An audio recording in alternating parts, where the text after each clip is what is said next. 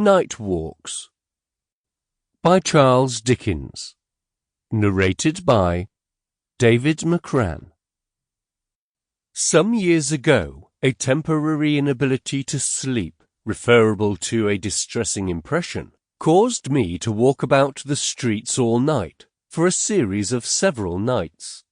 The disorder might have taken a long time to conquer if it had been faintly experimented on in bed, but it was soon defeated by the brisk treatment of getting up directly after lying down and going out and coming home tired at sunrise. In the course of those nights, I finished my education in a fair amateur experience of houselessness, my principal object being to get through the night. The pursuit of it brought me into sympathetic relations with people who have no other object every night in the year. The month was March, and the weather damp, cloudy, and cold. The sun not rising before 5:30, the night perspective looked sufficiently long at 12:30, which was about my time for confronting it. The restlessness of a great city, and the way in which it tumbles and tosses before it can get to sleep, formed one of the first entertainments offered to the contemplation of us houseless people. It lasted about 2 hours. We lost a great deal of companionship when the late public houses turned their lamps out, and when the potmen thrust the last brawling drunkards into the street. But stray vehicles and stray people were left us after that.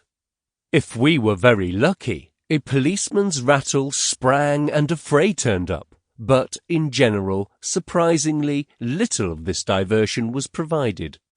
Except in the Haymarket, which is the worst-kept part of London, and about Kent Street in the Borough, and along a portion of the line of the Old Kent Road, the peace was seldom violently broken.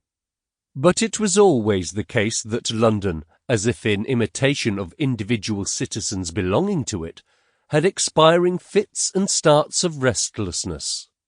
After all seemed quiet, if a cab rattled by, 6 would surely follow, and houselessness even observed that intoxicated people appeared to be magnetically attracted towards each other, so that we knew, when we saw one drunken object staggering against the shutters of a shop, that another drunken object would stagger up before 5 minutes were out, to fraternize or fight with it.